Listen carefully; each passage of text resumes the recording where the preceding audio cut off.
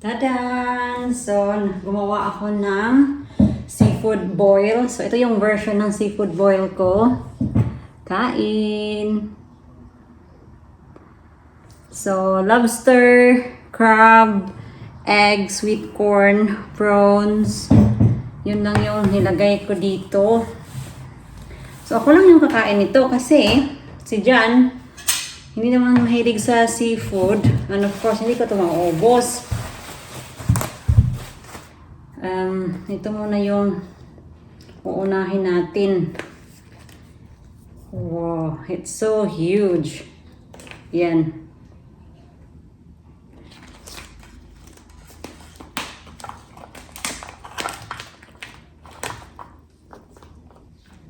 So, hiniwa ko na siya sa gitna. Para easy na ba? Kaya ayaw ni Jan yung mga seafood kasi mahirap kainin. Walang pasensya mga loves na magganito ba na mag-peel ng mga seafood, magbalat ng mga seafood. Wow, that is huge. Huge meat. Meron din pala akong patatas dito. So, si Lily at si Jan nandoon sa front room. Nagtatago silang dalawa.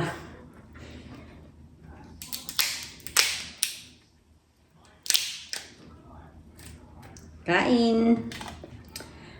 Wait. Maglagay tayo ng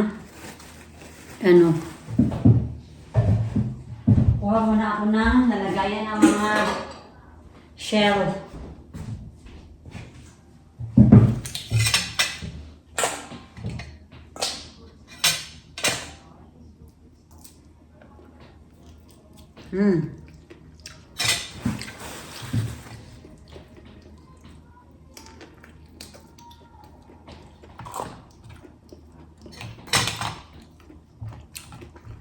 So natin sa ating sauce.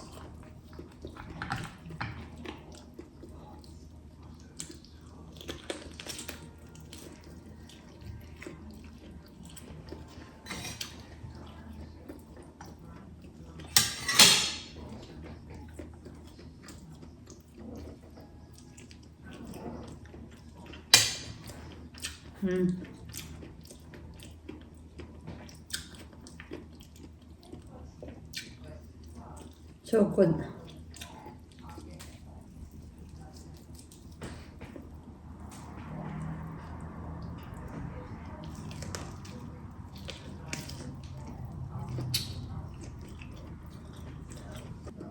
Itong lobster na to, bigay ito sa customer ni Jan.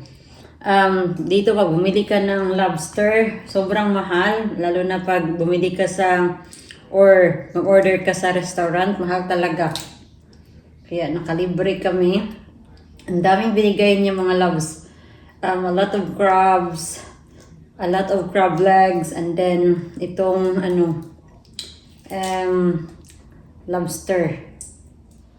Sana babalik yun. To be fair, he is a repeat customer. And every time na bumibili siya ng trailer, nagdadala talaga yan ng mga seafood.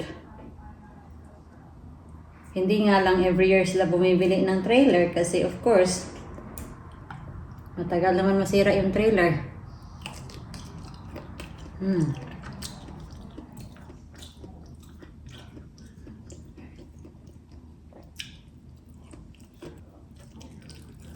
Ang taba ng ng crab. Yan. Ito, isang crab lang yung nilagay ko. Yan siya. Mataba. Tingnan nyo yung gitna. Wow.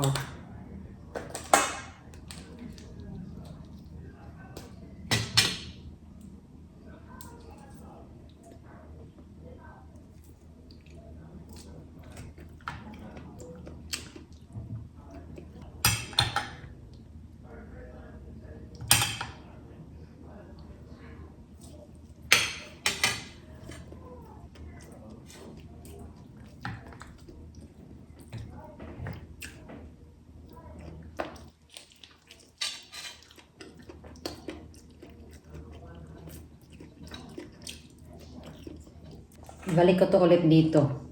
Kasi para maganda tingnan sa video ba. Di ba yan yung ginagawa sa mga mukbang?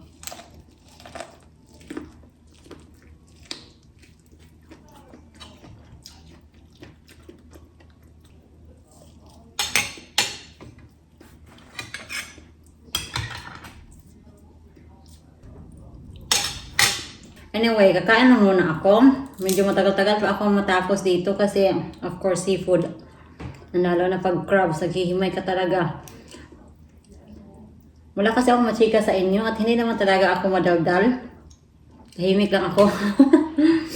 Kaya a lot of you were asking din, bakit hindi daw ako nag-vlog at kumakain kami. Just that, pag kumakain kami, after ko magluto, nanonood kami ng TV. So, wala na.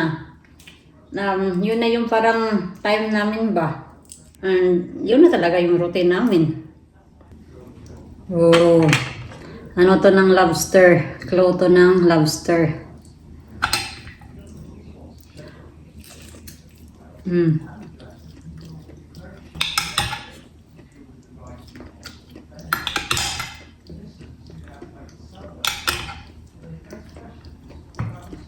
Dumating na yung in-order ko na inflatable or floaty para kay Lily.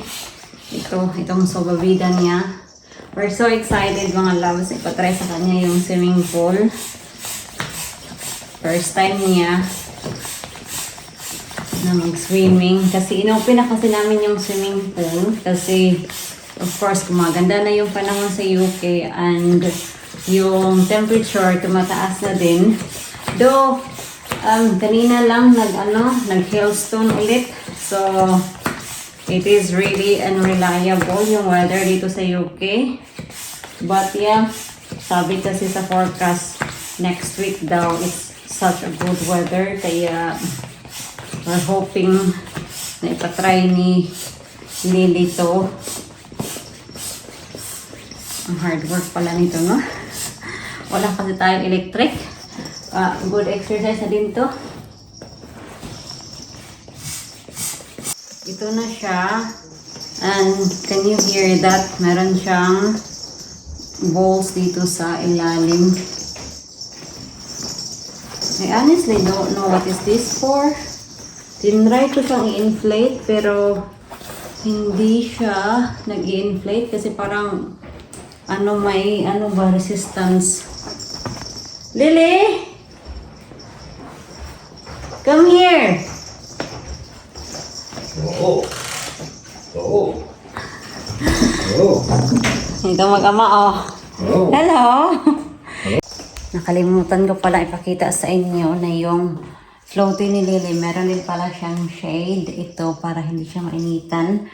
Yung enclosure naman, of course, na siya, shaded na siya. Pero, masakit pa din ba sa balat. Kaya, of course, ito yung binili ko para extra protection na kay Lily kasi of course baby pa, sobrang sensitive pa yung skin and all that. And as I said, first time niya,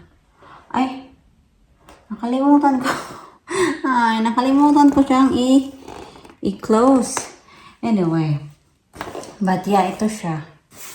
So hopefully Lily will like it when she try this on. Baliktad pala yung kanina mga loves. So, ganito pala siya. Yan, nakaganon. Yan. And then, John helped me as well. This, kasi,